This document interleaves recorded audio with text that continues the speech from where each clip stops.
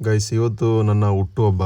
ಅದಕ್ಕೆ ನಾವು ಅದನ್ನು ಡಿಫ್ರೆಂಟ್ ಆಗಿ ಆಚರಣೆ ಮಾಡುವ ಅಂತ ನಾವು ಮಡಿಕೇರಿಯಲ್ಲಿರುವ ವೃದ್ಧಾಶ್ರಮದಲ್ಲಿ ಫ್ರೆಂಡ್ಸ್ ಎಲ್ಲ ಸೇರ್ಬಿಟ್ಟು ಮಧ್ಯಾಹ್ನದ ಊಟದ ವ್ಯವಸ್ಥೆ ಮಾಡುವ ಅಂತ.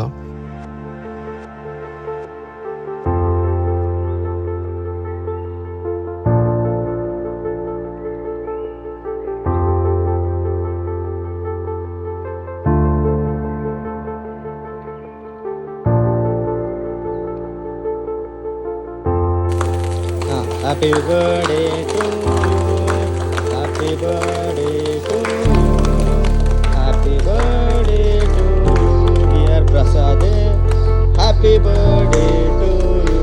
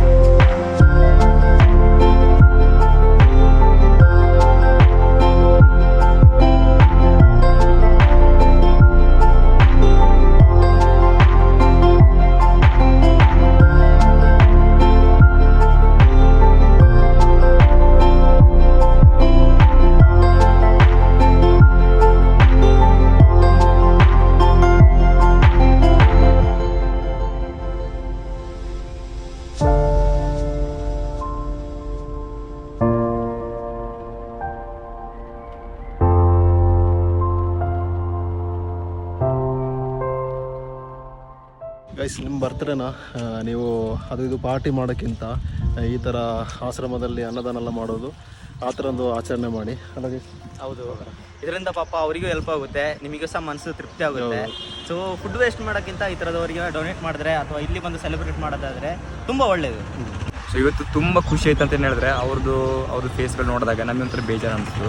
ಬಟ್ ಆ ಮೂಮೆಂಟಿಗೆ ಅವ್ರಿಗೆ ಒಂದು ಊಟ, ಒಂದು ಅನ್ನದನ್ನು ಸಿಕ್ಕಿದಾಗ ಅವ್ರಿಗೆ ತುಂಬ ಖುಷಿ ಆಯಿತು. ಸೊ ನಮ್ಮನ್ನು ಒಂದು ಮಗ ಥರ ಒಂದಾಗಲಿ, ಒಂದು ಫ್ಯಾಮಿಲಿ ಥರ ತುಂಬ ಟ್ರೀಟ್ಮೆಂಟ್ ಮಾಡಿದ್ರು. ಸೊ ನನಗೆ ಒಂದು ತುಂಬ ಖುಷಿ ಆಯಿತು, ನಮ್ಮ ಫ್ರೆಂಡ್ಸ್ಗಳು ಸಹ ಖುಷಿ ಆಯಿತು. ಅದನ್ನು ವೇಸ್ಟ್ ಮಾಡಬೇಡಿ. ಆದಷ್ಟು ನಿಮಗೆ ಸ್ವಲ್ಪ ಸಮಯವನ್ನು ಸಿಕ್ಕಿದರೆ ಆಶ್ರಮಕ್ಕೆ ಒಂದ್ಸಲಿ ವಿಸಿಟ್ ಮಾಡಿ ಹೋಗಿ ಬನ್ನಿ. Thank you.